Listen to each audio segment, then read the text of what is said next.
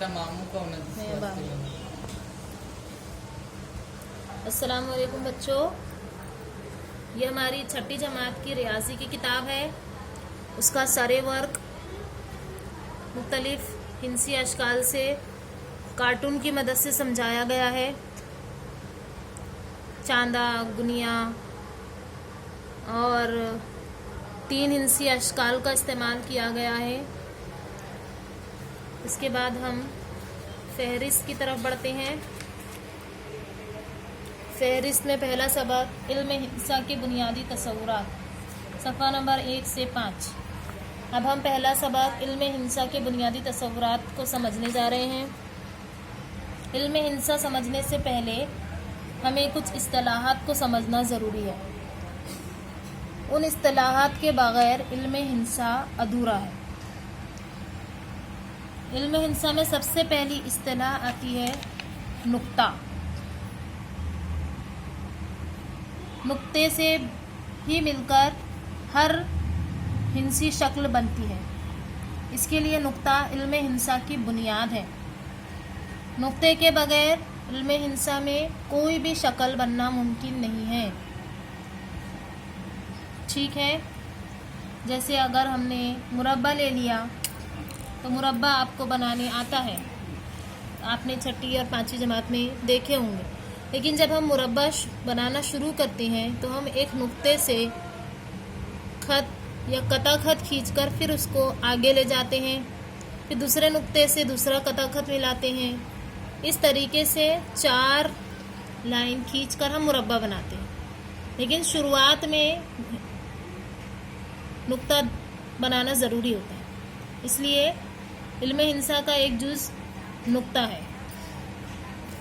دوسرا سب سے اہم جز ہے وہ ہے خط۔ خط کا مطلب یہ بالکل بھی نہیں جو ہم دوست یا سہیلی کو لکھتے ہیں۔ علم ہندسہ میں خط کا مطلب ہوتا ہے ایک ایسی لائن جس میں دونوں طرف سے شعاع ہو، ایرو ہو، جس کو ہم بڑا کر سکیں، کھینچ کر لمبا کیا جا سکتا ہے، خط۔ اب اس خط کا نام میں رکھ رہی ہوں خط ایل۔ اس طرح کے آپ لامحدود خط بنا سکتے ہیں، اس طریقے سے جیسے میں یہ بنا رہی ہوں،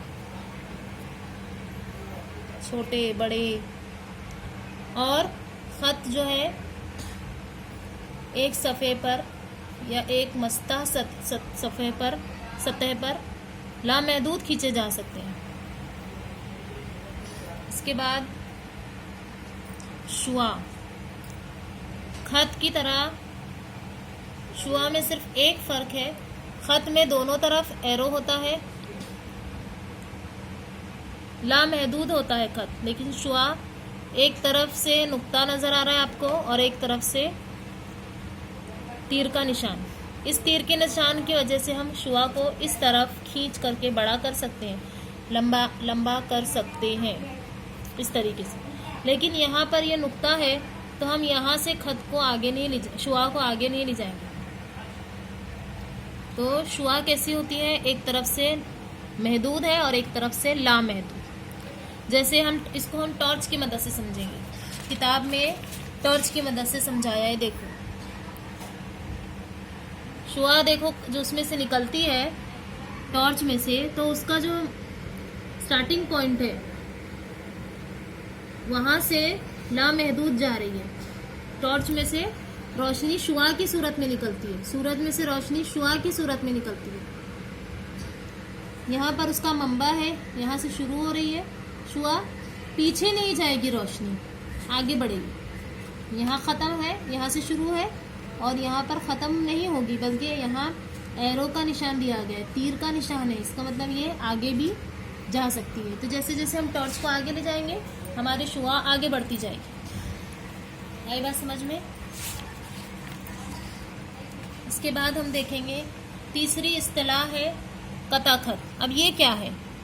قطع خط دونوں طرف سے ہم کو نقطہ نظر آ رہا ہے، یعنی دونوں ہی طرف سے یہ محدود ہے، اس کو ہم بڑھا نہیں سکتے۔ قطع خط اگر ہم نے ایک بار ایک قطع خط کھینچ دیے تو یہ اس کی لمبائی اتنی ہی رہے گی، अगर आपको फिर दूसरा कता खत खींचना है 5 सम का, 6 सम का या 7 सम का बड़ा, तो स्केल से नाप के आप दूसरा 7 सम का बनाएंगे, इसको ही लंबा नहीं करेंगे। क्यों? क्योंकि इसके दोनों तरफ जो है वो महदूद नुक्ते हैं, इसमें शुआ कहीं भी नहीं होती कि हम कता खत को खींचकर बड़ा करें। ठीक है, तो कता खत बहुत इम्पोर्टेंट इस्तिलाह है। हमने कितनी इस्तिलाह देखी अभी तक? नंबर 1 नुक्ता,